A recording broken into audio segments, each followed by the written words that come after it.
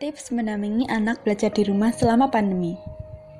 Ayah bunda, perlu diketahui bahwa penting untuk mendampingi anak belajar di rumah.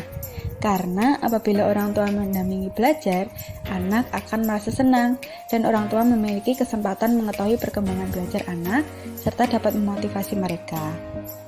Terdapat beberapa cara yang dapat dilakukan orang tua untuk membimbing dan membantu kegiatan belajar anak di rumah, terutama aktivitas kegiatan sekolah yang dialihkan ke rumah selama pandemi. Cara-cara tersebut diantaranya adalah: pertama, buatlah rutinitas keseharian. Belajar dari rumah bukan berarti libur. Untuk itu, orang tua sebaiknya membuat aktivitas seperti biasa saat pergi sekolah, mulai dari bangun pagi, melakukan sarapan, hingga memberi batas waktu mulai hingga selesainya belajar. Jika aktivitas ini terus dilakukan, maka akan menjadi rutinitas dan anak-anak akan tetap bersemangat saat belajar. Yang kedua, bimbing anak saat belajar. Selama pandemi, belajar dilakukan dari rumah, maka orang tua pun diharapkan bisa menjadi guru untuk membantu anak-anak mereka. Untuk itu, anak-anak yang masih dalam usia yang membutuhkan bimbingan perlu ditemani untuk membantu memahami pelajaran ketika mereka mengalami kesulitan. Jika orang tua kesulitan memahami pelajaran si anak juga, maka dapat dibantu dengan melihat media pembelajaran lain seperti internet, buku, atau roda matematika, dan lain-lain.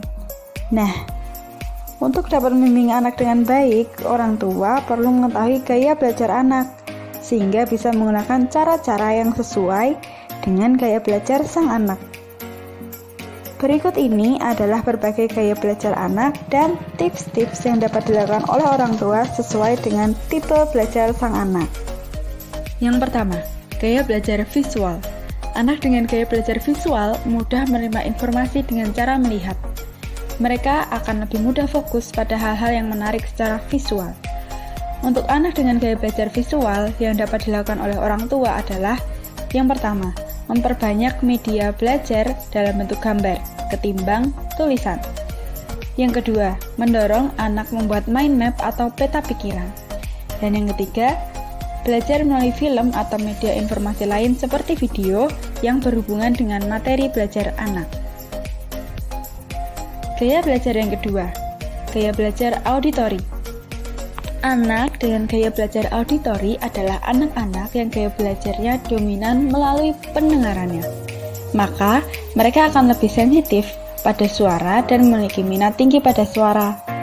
Untuk anak dengan gaya belajar auditori, yang dapat dilakukan oleh orang tua adalah: yang pertama, belajar dengan teknik bercerita, dengan membacakan materi yang ada.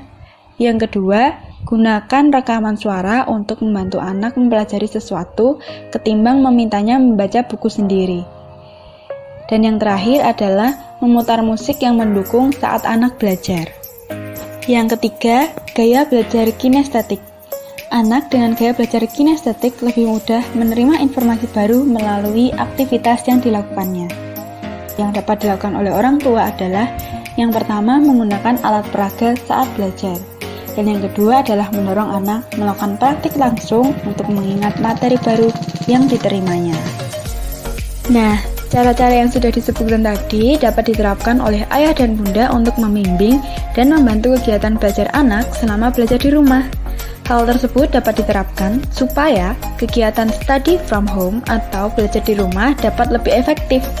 Selamat mencoba dan sampai jumpa di materi selanjutnya.